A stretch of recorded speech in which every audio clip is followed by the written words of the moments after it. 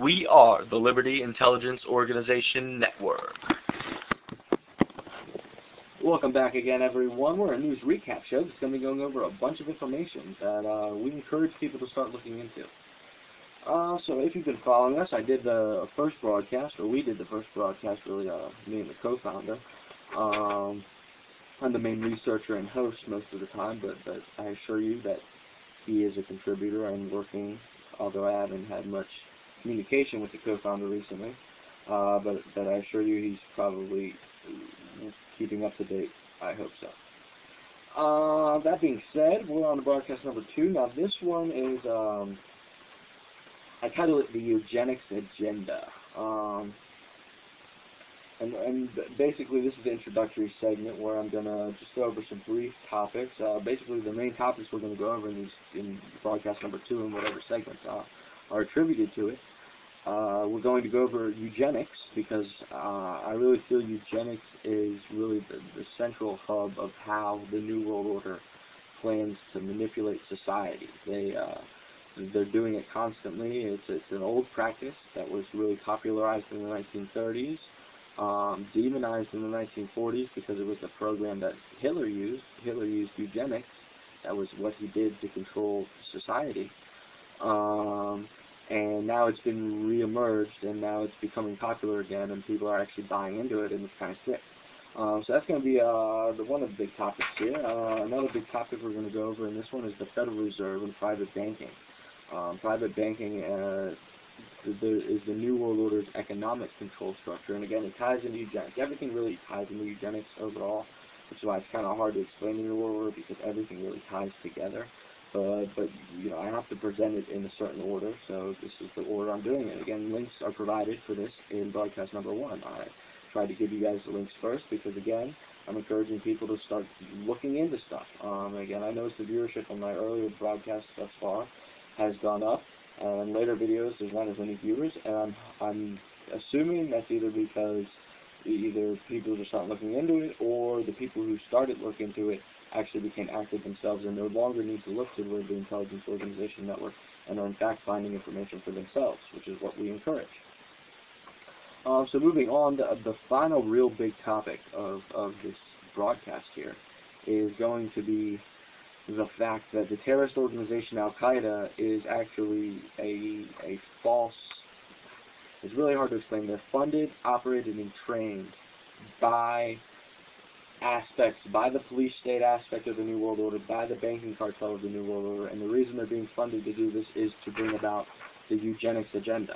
They're being used as a means to control society through fear, while at the same time exterminating people that they no longer wish to be around in this next society. In the New World Order, they don't want people to ever say no. So anyone who could possibly say no, they have to get rid of. And they're using groups like Al-Qaeda as a means to instill fear into the people that they want to control, and also as a means to destroy the people that are a threat to them. And then in turn, Al-Qaeda gives justification for the United States Army to be used in certain areas. You know, first we send Al-Qaeda in, and we don't really, but the New World Order sends them in. The New World Order is using America as its main control arm right now. They're slamming switch to China, which is why I'm trying to warn people in America. Look, our country's about to be the next country that gets targeted because the New World Order, they're based here right now, but they're moving. Again, they don't have allegiance to any one nation. They are a New World Order. So that being said, I'm going to do a time check after I give you all some analysis and introduction to some of the stuff we're going to be talking about in broadcast number 2. Alright, so basically I always like to start the broadcasts off with the basic introduction like I've done, you know, giving you an outline of what this broadcast will be about.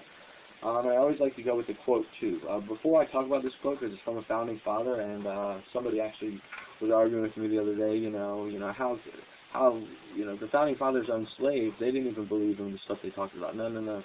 They did believe in the stuff they talked about, but at the time they needed, that was the economic system was built around slavery. So if you wanted to be a businessman or you wanted to be financially successful to the point that they were, in order to have the clout politically and financially to make the changes they made, you needed to have that sort of thing. You didn't really have to. There were also a lot of founding fathers who didn't have slaves. Well, on a side note, most of the founding fathers that did have slaves freed their slaves before their death.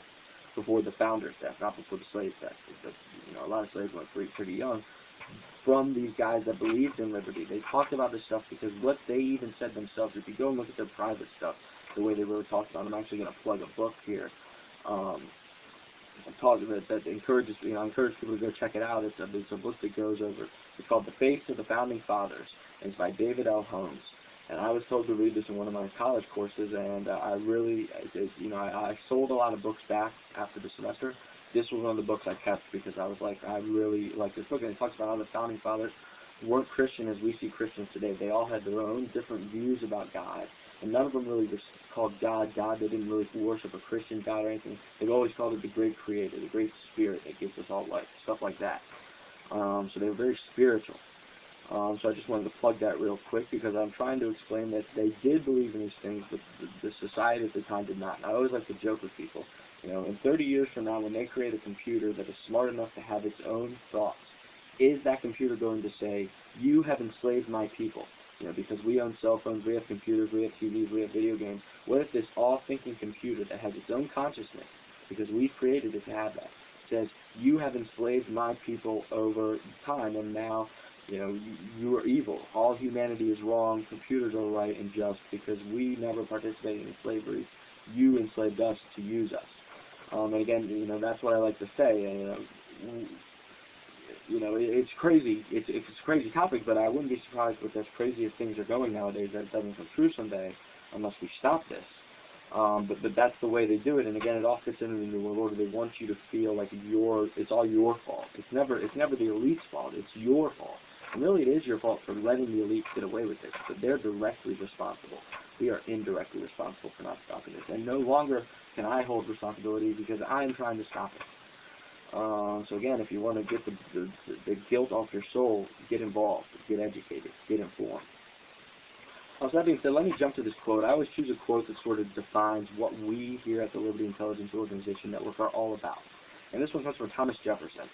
And he said, I have sworn upon the altar of God eternal hostility against every form of tyranny against the minds of tyranny over the minds of men.